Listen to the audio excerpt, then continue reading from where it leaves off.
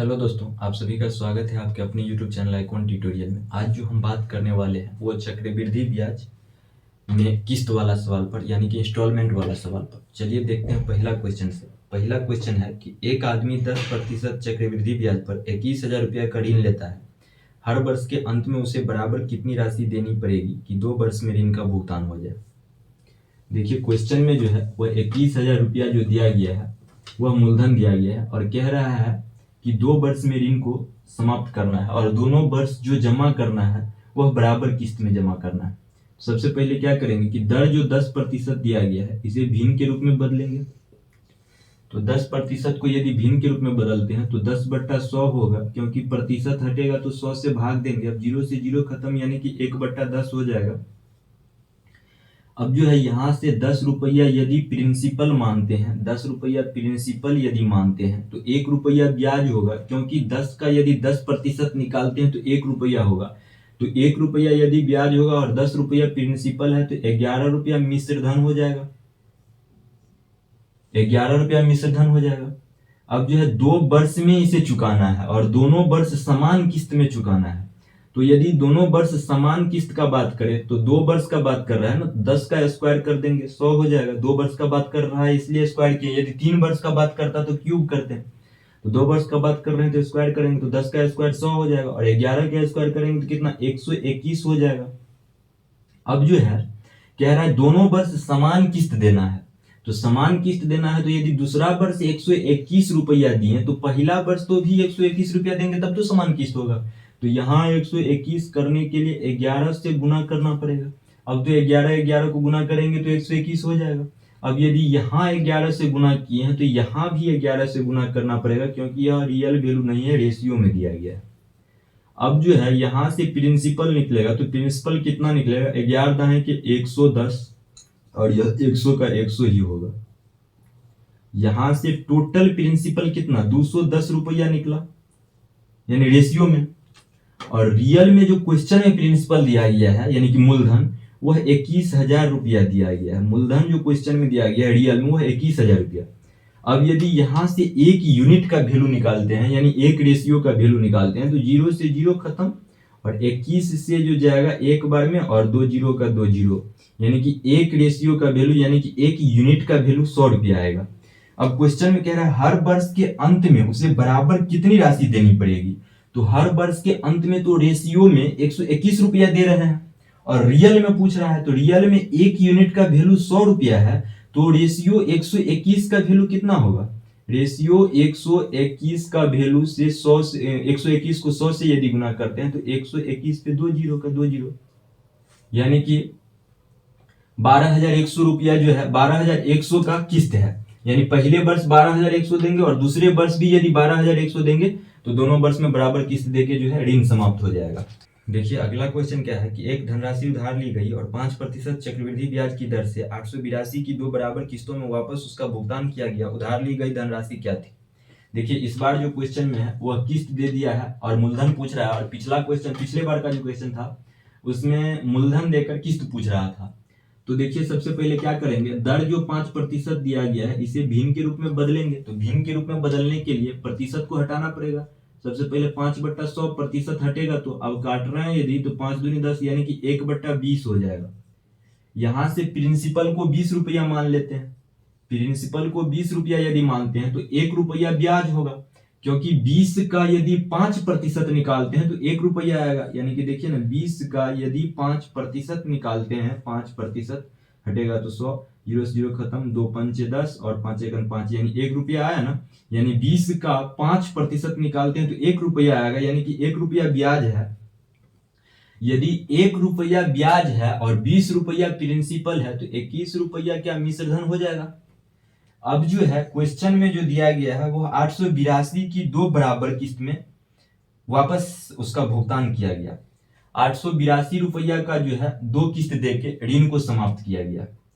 तो क्या करेंगे, 2 किस्त कह रहा है तो 2 किस्त के लिए सबसे पहले इसका स्क्वायर करेंगे। अगर 2 किस्त का बात करना है तो 3 किस्त का बात करते तो स्क्वायर करके फिर उसका क्यूब करते, लेकिन 2 किस्त का बात कर रहा है तो सिर्फ स्क्वायर करेंगे। तो 20 का स्क्वायर यदि करते हैं तो कितना हो जाएगा 400 होगा, और इसी तरह 21 का स्क्वायर करेंगे तो कितना 441 हो जाएगा।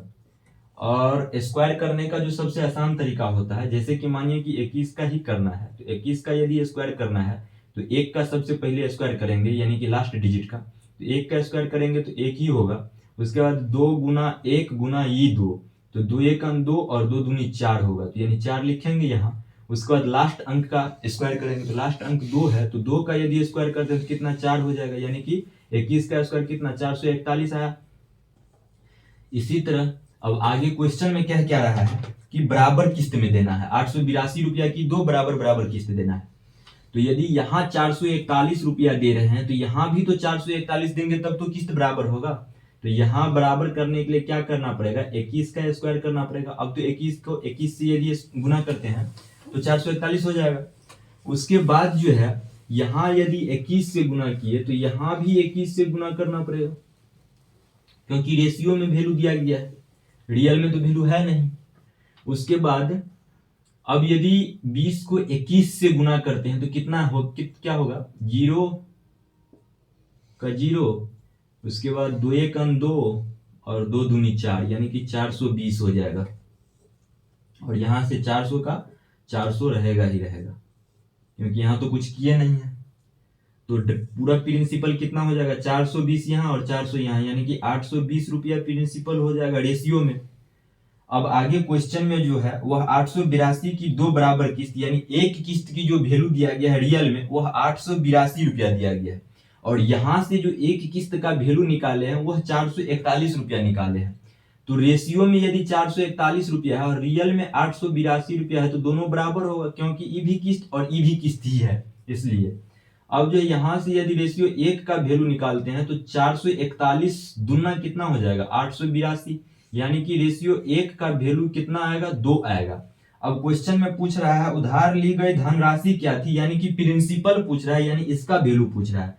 तो रेशियो में प्रिंसिपल तो 820 रुपया है, और रियल में प्रिंसिपल निकालने के लिए यहां से क्या करेंगे कि रेशियो 1 का वैल्यू यदि 2 रुपया है तो रेशियो 820 का वैल्यू निकालने के लिए 2 से गुना करेंगे, यानी 0 का 0 और 2 दूनी 4 और 8 दूनी 16, यानी कि 1640 रुपया जो होगा आपका प्रिंसिपल होगा, ठीक ना। अगला क्वेश्चन है कि एक आदमी 33.1/3% चक्रवृद्धि ब्याज पर 11,100 रुपया का ऋण लेता है। हर वर्ष के अंत में उसे बराबर कितनी राशि देनी पड़ेगी कि 3 वर्ष में ऋण का भुगतान हो जाए।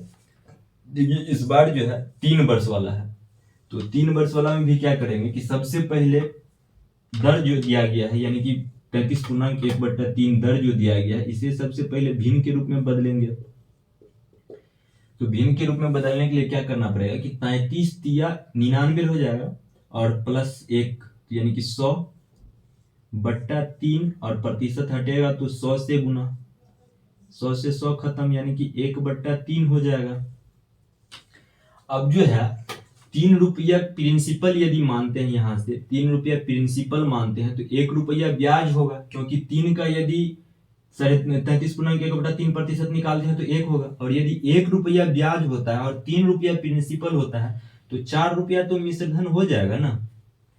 अब क्या करेंगे कि 3 वर्ष का पूछ रहा है, 3 वर्ष का पूछ रहा है तो सबसे पहले इसका स्क्वायर करेंगे ही करेंगे। तो 3 का स्क्वायर करेंगे तो कितना 9 हो जाएगा, और 4 का स्क्वायर करेंगे तो 16 हो जाएगा। उसके बाद 3 वर्ष का पूछ रहा है, इसलिए इसका क्यूब भी करेंगे। तो 3 का क्यूब करते हैं तो 3 तिया 9 और 9 तिया कितना 27 हो जाएगा, और 4 चौका 16, 4 का यदि क्यूब करते हैं, 4 का क्या करेंगे क्यूब करेंगे तो 4 चौका 16, 16 चौके 64 हो जाएगा, यानी कि 64 हो जाएगा। अब जो है बराबर तीनों किस्त जो है क्वेश्चन में कह रहा है बराबर बराबर देनी है। तो अगर लास्ट का किस्त 64 रुपया दे रहे हैं तो दूसरा किस्त भी 64 रुपया ही देंगे, और शुरू का किस्त भी 64 रुपया ही देंगे। तो यहाँ 64 करने के लिए 16 को क्या करना पड़ेगा कि 4 से गुना करना पड़ेगा, 16 चौके 64 तब तो होगा। उसका 4 को 64 करने के लिए क्या करना पड़ेगा, 16 से गुना करना पड़ेगा। इस दोनों किस्त तीनों किस्त को बराबर इसलिए कर रहे हैं क्योंकि क्वेश्चन में ही कह रहा है बराबर किस्तों में देना है तीनों किस्त। अब जो है यहाँ यदि 4 से गुना किए हैं तो यहाँ भी 4 से गुना करना पड़ेगा, क्योंकि वैल्यू जो यह दिया गया यह रेशियो का वैल्यू है, रियल वैल्यू नहीं है। अब जो है यहाँ यदि 16 से गुना किए तो यहाँ भी 16 से गुना करना पड़ेगा। अब यहाँ 16 तिया 48 हो जाएगा, और यहाँ जो होगा आपका 9 चौक 36 हो जाएगा, और यहाँ कुछ नहीं किए हैं तो 27 का 27 ही रहेगा। अब जो है टोटल प्रिंसिपल यहाँ से यानी कि मूलधन जो टोटल हो जाएगा 8 7 15 और 15 6 21 का एक हाथ में 2 और 3 2 5 और 5 4 9 और हाथ में 2, तो कितना हो जाएगा 3 2 5 4 9 2 11, यानी कि 111 रुपया जो हो जाएगा आपका प्रिंसिपल हो जाएगा। और क्वेश्चन में जो टोटल प्रिंसिपल दिया गया है वह 11,100 दिया गया है। यहाँ से प्रिंसिपल जो निकाले हैं यह रेशियो का प्रिंसिपल है 111 रुपया, लेकिन रियल में जो प्रिंसिपल दिया गया है यानी कि मूलधन दिया गया है वह 11,100 रुपया दिया गया है। तो अब क्या करेंगे कि यहां से एक रेशियो का वैल्यू निकालेंगे। तो एक रेशियो का वैल्यू निकालने के लिए इसे काटेंगे तो एक बार में खत्म और 2 जीरो का 2 जीरो आएगा, यानी कि रेशियो 1 का जो वैल्यू आएगा 100 रुपया। अब क्वेश्चन में पूछ रहा है कि हर वर्ष के अंत में उसे बराबर कितनी राशि देनी पड़ेगी। तो देखिए 64 रुपया 64 रुपया 64 रुपया हर वर्ष के अंत में दे रहे हैं, रेशियो में दे रहे हैं, लेकिन रियल में पूछ रहा है। तो रियल में क्या करेंगे निकालने के लिए, अगर रेशियो 1 का वैल्यू 100 रुपया है तो रेशियो 64 का वैल्यू निकालने के लिए 100 से 64 में गुना करेंगे। तो 64 में यदि 100 से गुना करते हैं तो कितना होगा, 6400 रुपया ही होगा। यानी कि 6400 पहले वर्ष भी देंगे, दूसरे वर्ष भी 6400 देंगे और तीसरे वर्ष भी 6400 देंगे, तब जाके जो है ऋण खत्म हो जाएगा। ठीक ना। देखिए अगला क्वेश्चन है कि एक आदमी ने एक रेफ्रिजरेटर खरीदा और वादा किया कि वह 25% की दर से 2500 रुपया की 3 बराबर किस्तों में पैसा चुका देगा। रेफ्रिजरेटर की कीमत ज्ञात करें। देखिए इस बार जो क्वेश्चन में है वह किस्त देके प्रिंसिपल यानी कि मूलधन पूछ रहा है, और पिछला क्वेश्चन जो था उसमें मूलधन देके किस्त पूछ रहा था। तो क्या करेंगे कि सबसे पहले दर जो दिया गया है 25%, इसे भिन्न के रूप में बदलेंगे। 25% को यदि भिन्न के रूप में बदलते हैं तो 25/100 होगा, क्योंकि प्रतिशत हटेगा तो 100 से भाग देंगे। अब 25 चौके 100 यानी कि 1/4 हो जाएगा। और यहां से यदि 4 रुपया को प्रिंसिपल मानते हैं, ठीक ना, 4 रुपया को प्रिंसिपल मानते हैं तो 1 रुपया ब्याज होगा, क्योंकि 4 का यदि 25% निकालते हैं तो 1 रुपया ही आएगा। तो 1 रुपया यदि ब्याज होता है और 4 रुपया प्रिंसिपल है तो 5 रुपया तो मिश्रधन हो जाएगा ना जी, मिश्रधन, हाँ अमाउंट। उसके बाद जो है कह रहा है 3 बराबर किस्तों में राशि को चुकाना है। तो 3 बराबर किस्त का बात करें यानी 3 का बात कर रहा है तो क्यूब करेंगे, 2 का बात कर रहा था तो स्क्वायर कर रहे थे। तो सबसे पहले नॉर्मल तरीका से स्क्वायर करेंगे ही करेंगे। 4 चौका 16 और 25 25। 3 का भी बात करें तो स्क्वायर करेंगे पहले, उसके बाद क्यूब करेंगे। तो 4 का फिर क्यूब यदि करते हैं तो 4 चौके 16 और 16 चौके 64 हो जाएगा। उसके बाद 25 25 और 25 पंचे 125 हो जाएगा। उसके बाद जो है क्वेश्चन में क्या है, तीनों किस्त जो है वो बराबर बराबर राशि में देना है। यदि तीनों किस्त बराबर बराबर राशि में देना है तो किस्त को यहां से बराबर करेंगे, क्योंकि 100 क्वेश्चन में ही कह रहा है बराबर करने के लिए। तो 125 यदि है तो इसे भी 125 करने के लिए 5 से गुना करना पड़ेगा, और इसे भी 125 करने के लिए 25 से गुना करना पड़ेगा। तब तो अब देखिए 125 125 और 125 तो है ही, यानी 125 125 का किस्त हो जाएगा, यानी कि बराबर किस्त हो जाएगा। अब क्या करेंगे कि यहां यदि 5 से गुना किए हैं तो यहां भी 5 से गुना करना पड़ेगा, क्योंकि रेशियो का वैल्यू है, रियल का वैल्यू है ही नहीं। तो यहां यदि 25 से गुना किया तो यहां भी 25 से गुना करना पड़ेगा। अब जो है क्या होगा कि 16 पंचे 80 यहां हो जाएगा और 25 चौके 100 हो जाएगा यहां से, और यहां तो 64 का 64 रहेगा ही रहेगा। तो यहां अब टोटल प्रिंसिपल कितना हो जाएगा, 4 का 4 और 8 और 6 14 का 4 हासिल 1 और 1 1 2, यानी कि 244 रुपया टोटल प्रिंसिपल हो गया यहाँ से रेशियो में। और किस्त कितना का दे रहे हैं, 125 का रेशियो में दे रहे हैं। लेकिन रियल में जो किस्त दिया गया है वह 2500 रुपया दिया गया है। रियल में किस्त यदि 2500 दिया गया है यानी कि एक किस्त 2500 का है और यहां से एक किस्त 125 का है, तो दोनों तो आपस में बराबर हो जाएगा ना, क्योंकि ये भी किस्त और ये भी किस्त ही है, ये भी किस्त और ये भी किस्त है, दोनों किस्त है। यह रेशियो में है और यह रियल में है।